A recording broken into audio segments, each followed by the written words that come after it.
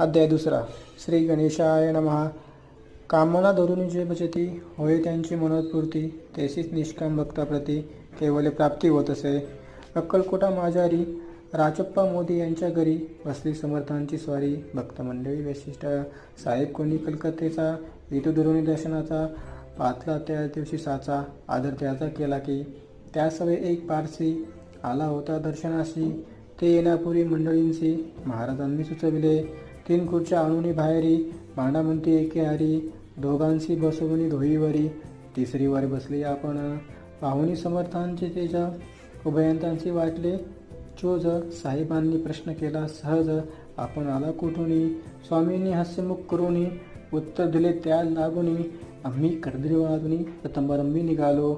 मग पाहिले कलकत्ता शहर, दुसरी नगरे देखील अपूर्व, बांगलादेश समग्र आम्ही असे पाहिला. घेतले कालीचे दर्शन, पाहिले गंगातटाक पावन, नाना तीर्थ हिंडून हरिद्वारपती गेलो.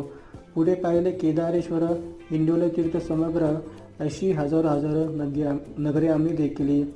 मग तेथून सहजगती पातलो गोदा तटाकापती, जियेची महाप्रख्याती पुरांतरी वर्णिली. केले गोदावरीचे स्नान, स्थळे पाहिले परमपावन, काही दिवस फिरून हैदराबादेशी पातलो. येऊन या मंगळवेढ्यास बहुत दिवस केला वास, मग येऊन ये पंढरपुरास सचिन तिथे राहिलं. तदनंतर बेगमपूर पाहिले आम्ही सुंदर, रमले आमचे अंतर, काही दिवस राहिलो.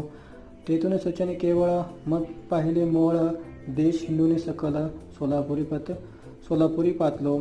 तेथे आम्ही काही महिने वास केला स्वेच्छेने. अक्कलकोटापती येणे तेथून या झाले, त्यापासून या नगरात आनंदी आहोन आनंद, ऐसे आमचे सकळ वृत्त असे मुळापासून. 12 वर्ष मंगळवेढापती राहिले स्वामी राज येती, परी त्या स्थळी प्रख्याती विशेष त्यांची न झाली. दर्शन येता साधू दिगंबर, लीला विगरी येतीवर्य, कंबरेवर ठेवणी कर, दर्शन देते त्यासी.